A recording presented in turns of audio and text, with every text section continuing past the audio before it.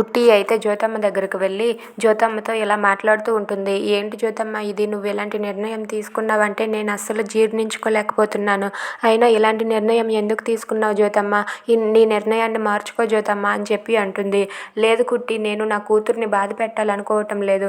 నా కూతుర్ని ఆ మాయలో పడేయకుండా కాపాడుకుంటాను. కానీ ఏం చేస్తాం, ఆ భగవంతుడు నాకు రాసిన ఇది శిక్ష అనుకుంటాను. కానీ తప్పదు, ఎలా రాసిపెట్టి ఉంటే అలా జరుగుతుంది. నువ్వేం బాధపడకు కుట్టి అని చెప్పి అంటూ ఉంటుంది. నీకు ఇలా అయితే నేను బాధపడకుండా ఎలా ఉంటాను జ్యోతమ్మ? లేదు జ్యోతమ్మ, నేను బాధపడతాను. అయినా నిన్ను జైలుకు వెళ్లకుండా నేను చేస్తాను. నువ్వు శిక్ష అనుభవించడం ఏంటి, తప్పు తను చేస్తే నువ్వు శిక్ష అనుభవించడం ఏంటి జ్యోతమ్మ? అస్సలు ఊరుకోను నేను.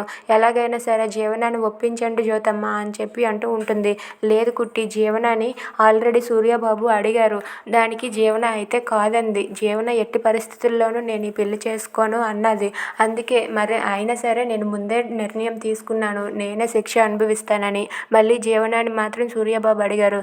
సరేలే, ఏదైతే అదే అయ్యింది, నేను మాత్రం దానికి ఒప్పుకున్నాను అని చెప్పి అంటూ ఉంటుంది. ఈ విషయం ఇంకా సునంద వాళ్ళకి చెప్పలేదు కదా జ్యోతమ్మ, మరొకసారి ఆలోచించు జ్యోతమ్మ, జీవనతో నేను కూడా మాట్లాడతాను అని చెప్పి కుట్టి జ్యోతితో అంటుంది. Thanks for watching friends, please subscribe.